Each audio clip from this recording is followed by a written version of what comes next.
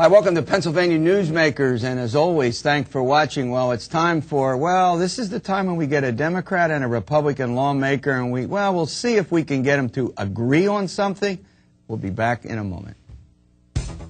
This is Pennsylvania Newsmakers, a fast-paced, unrehearsed weekly discussion with and about the leaders who shape your world. And now, here's your host, Terry Madonna. Hi, welcome back as always. Well, look, occasionally on this program we do what we call point-counterpoint, where we get a Democratic and Republican lawmaker. We let them battle it out. We try to find some areas of agreement. We have my two favorite point-counterpointers on this week.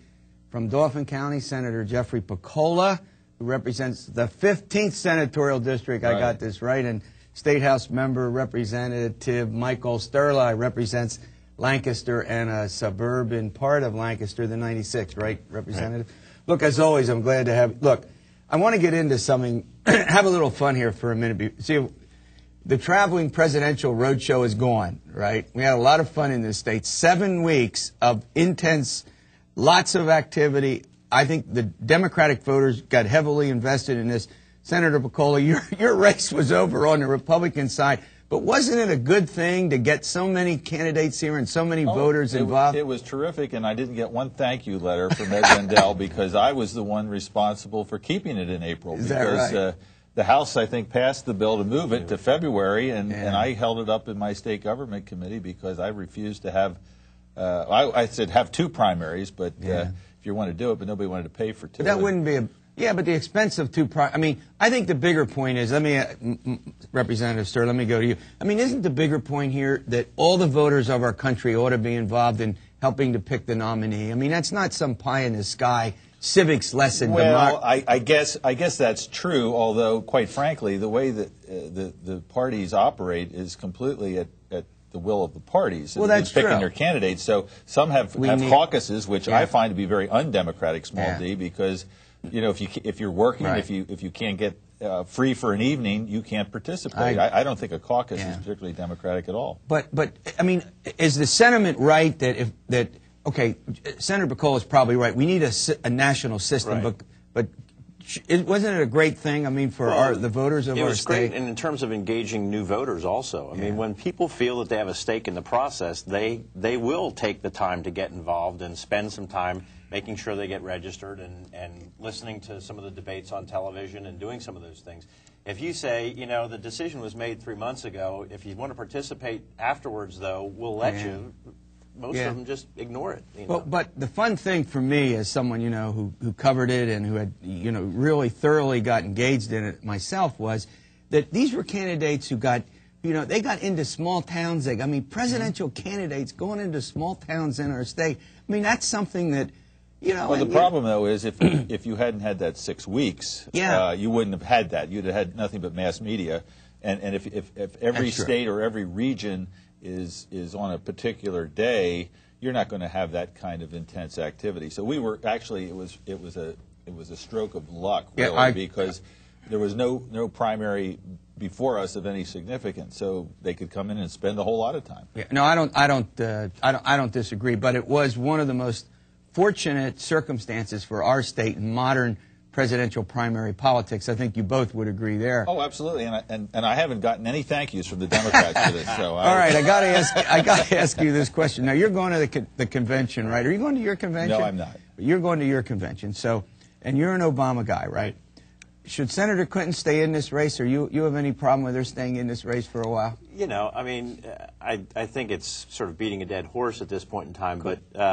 I don't have a problem with it. It engages voters. It, keeps the focus on what's happening, and we keep getting to talk about issues. As a Democrat, I think it's great that we continue to be able to talk about those issues and are getting the media attention.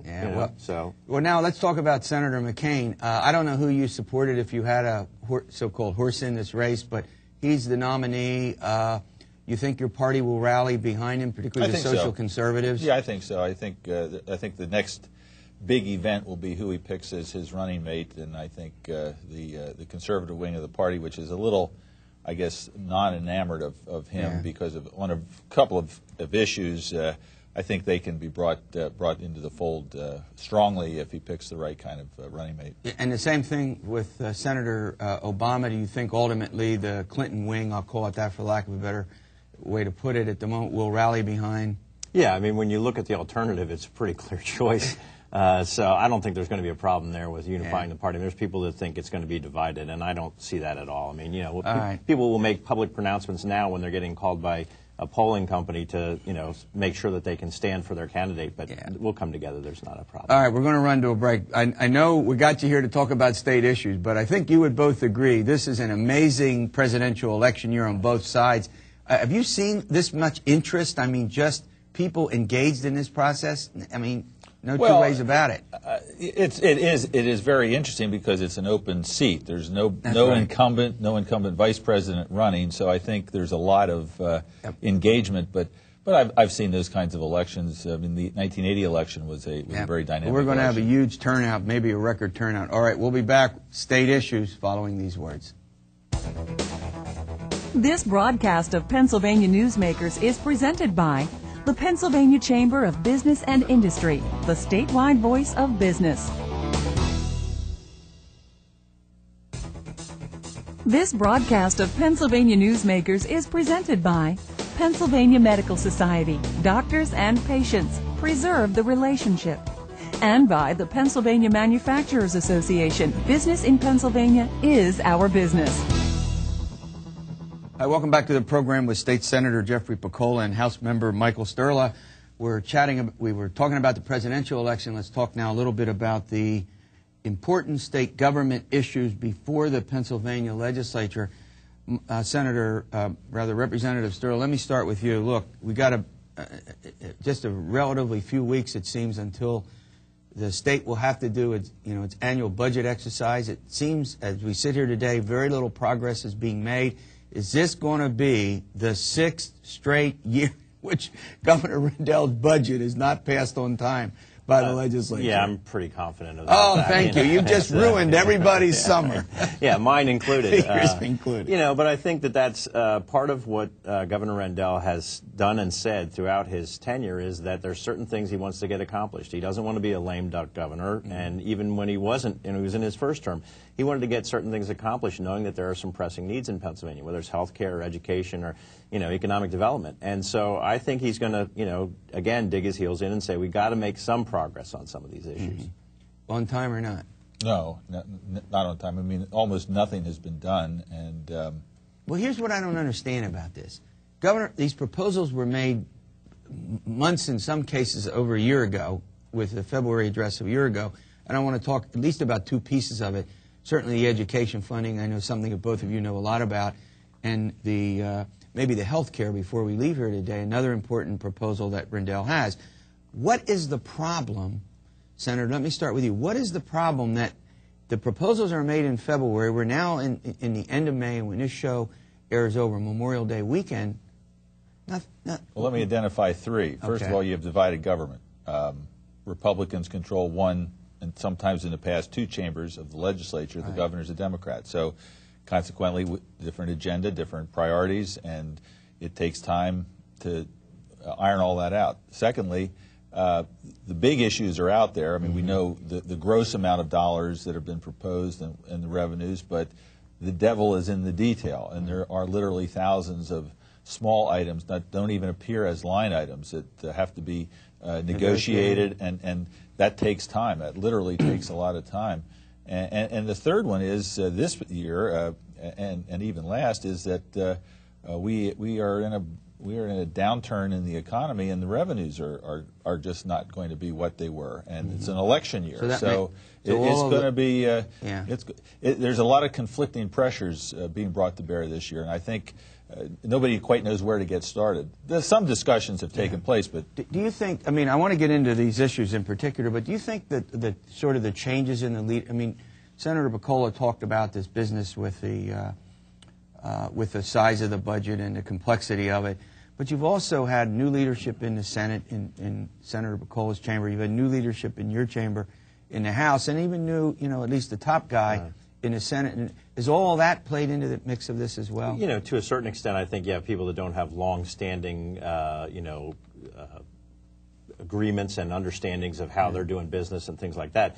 But I think it is sort of this basic philosophical difference. I mean, the governor laid out with economic development saying, let's do some capital budget projects. Let's borrow some dollars. We're one of the lowest borrowing states in the nation.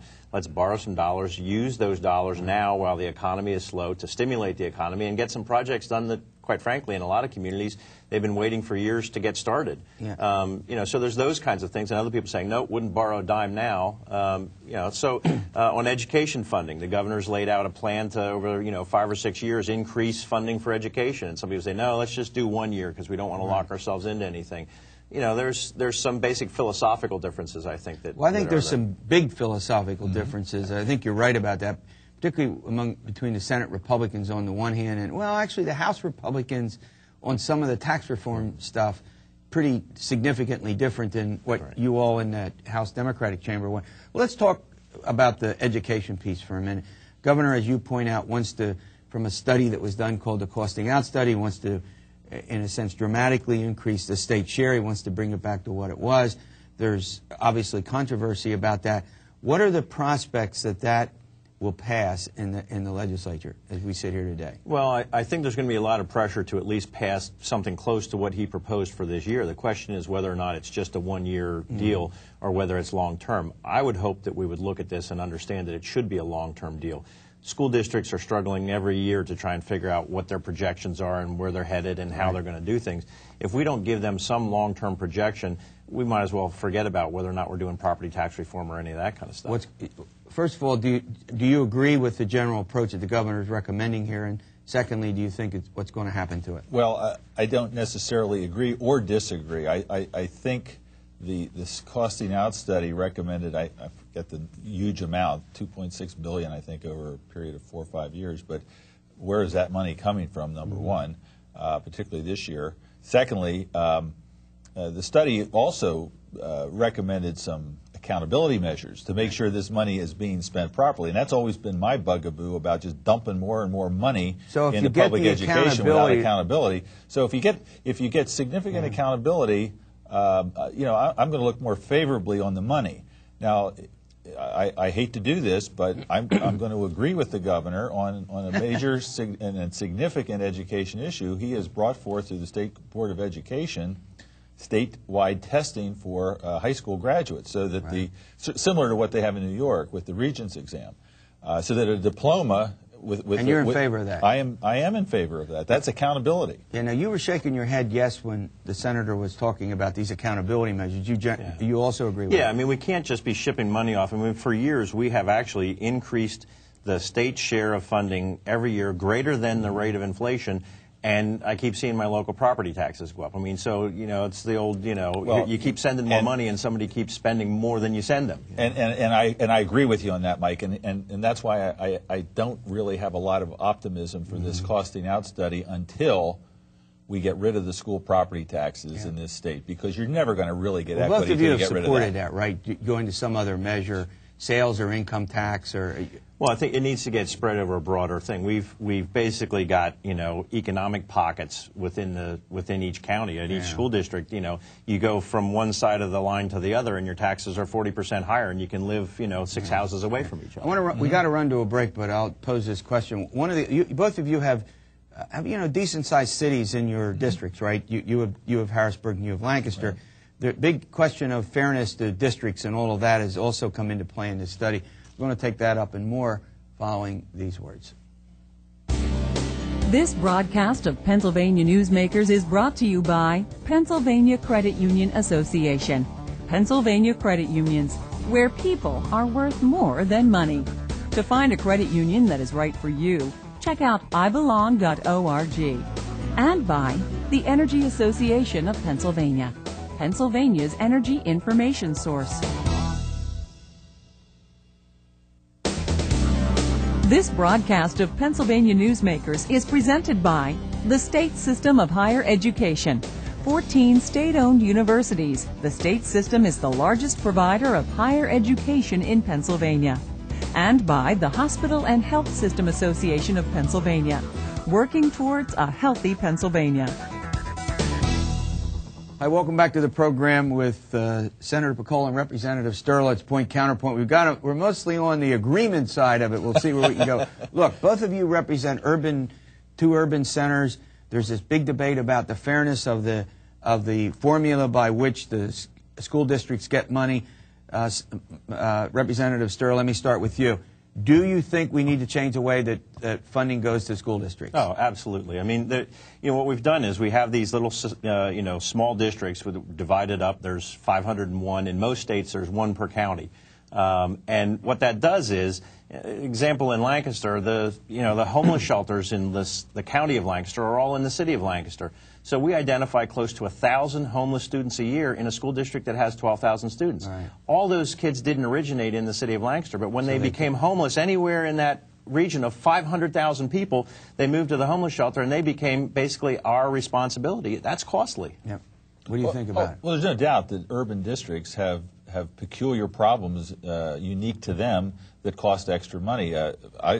Representing Harrisburg, I've taken a great interest in the Harrisburg School District, and alternative education is absolutely critical to them. It's a costly program, and I've worked diligently to try to get some extra bucks for that, and somewhat successful pretty much over the years. But until you get rid of this, you're fighting your colleagues because they don't understand. Yeah. That this. So if you come from a wealthy school district, let's say down in the Philadelphia area, use that just the suburbs as an example, that for them they have a lot more money they can generate by property tax, and therefore you're saying they don't need as much from the state in a sense. Well, and that's why I have said, and I sound like a broken record, until we get rid of the school property tax, which funds 60% of, or maybe even more, of the cost of public education in this state, and until the state steps up through a sales tax expansion or a combination of sales and income tax and funds education virtually in its entirety, we're never going to get to that. What's crazy about this is I've done lots of interviews on this for years and years now, and everybody I get on here seems to get a general sense that that's the right way to go, but it doesn't happen. Well, I'm starting to see a little progress, because when we first proposed getting rid of school property, it was really only the conservatives who were railing against the property tax. Now it's more. Now I think there's some people, I think Mike is in that category now, who are starting to see that it's not just about getting rid of the property tax. It's about equity. It's about the responsibility of state government. Is it a fair? I mean, not even with the sales tax, if you can leave those, even if you leave food and clothing. Yeah, you can leave them out, but go to other fees, right? Yeah. I mean, I think one of the issues that it gets down to in the long run, and where there's probably been some resistance, as the senator talked about, when the state starts funding more, we want more accountability. We want to be in control of more things that happen. Right, and we should be. Right, and we should be. And the locals then react and say, oh, now wait a second. I mean, when we went from 2,500 school districts in this state to 500 school districts, I think more legislators lost their seats in the House and Senate than any other time in the history of Pennsylvania, because people went, how dare you do that to me? And yet I would defy anyone to go onto the courthouse or the State House steps right now and say, let's go back to 2,500 school districts. It makes sense. People would laugh them out of the Capitol. Yeah. When you say, let's go to 67, or let's go to a broad-based thing where it's like, oh, how dare you? Now, wait, I'm going to lose my local control of my little, fiefdom there. Yeah. And as long as you have this patchwork of property tax rates in different districts, you're never going to be able to even promote consolidation. Right. All right. I agree. Final segment coming up, health care. I think we might get a disagreement on the health care, where we go with the uninsured. Stay with us. We'll be back. This broadcast of Pennsylvania Newsmakers is presented by Highmark Blue Shield, changing the way health plans work for business, with a variety of plan options for employers and more choices for employees. Information is available at highmark.com. Have a greater hand in your company's health. And by the Pennsylvania Healthcare Association, the future of long-term care.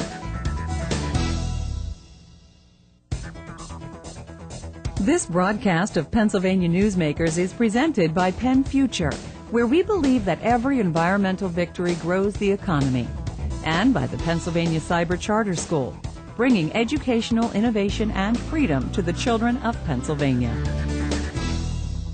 All right, welcome back. All right, Mike, I'll start with you on this. The governor's health care plan, he'd like to cover 800,000. He scaled that back to about 200 and some thousand of uninsured folks.